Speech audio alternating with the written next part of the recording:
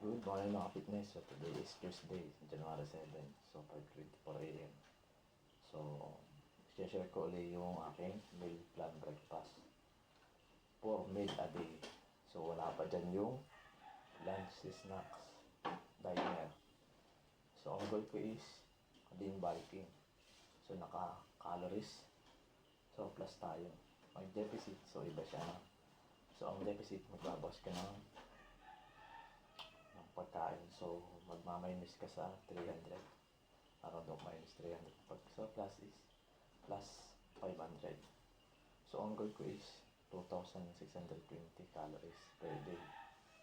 So ito guys, share ko yung aking fat. So 18 grams na itlog. So ilalaga ako. Then kamote. Yan. So 20 grams of carbs. Yan. So tapos pipino. Yan.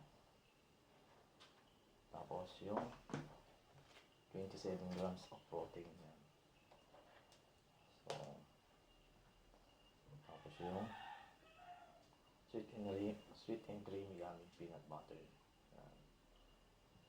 So yung calories niya is 133. Yan. So yung protein niya is 6. Total fat niya is 9 grams. Yung cholesterol is 0. Yan. Tapos yung instant oatmeal. Yan. Nandito yung nutrition packs na sa likod. Tapos yung whey protein na reserva. Protein cholesterol. Yan. So reserva whey protein fusion. So meron na siyang BCA, creatine, monohydrate, protein, and hydro. 6 meta butyrate yan. So nandito rin sa likod yung serving suggestion. Babasahin nyo dito sa likod kung ilang millimeter yung ilalagay ng tubig. Yan. So ito. Yan, ilalaga ako siya guys. Yan. Pakita ko sa inyo.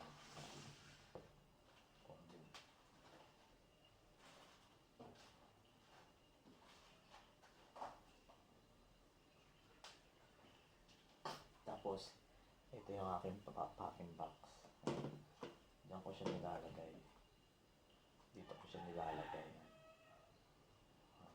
Yung aking meal plan breakfast.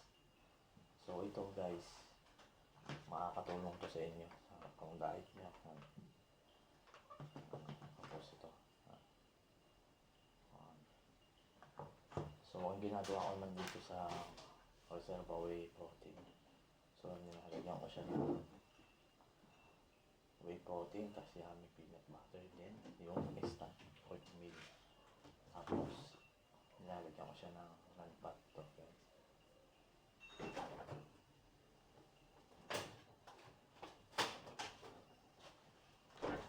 Yan, ito yung nilalagay ko siya ng non-fat.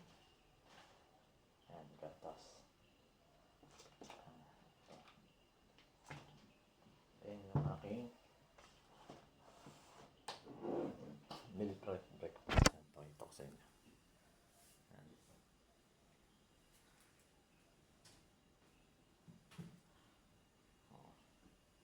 So ilalaga ko pa lang siya guys. Yung kamote, tsaka yung kamote, tsaka itong itlog yan pa.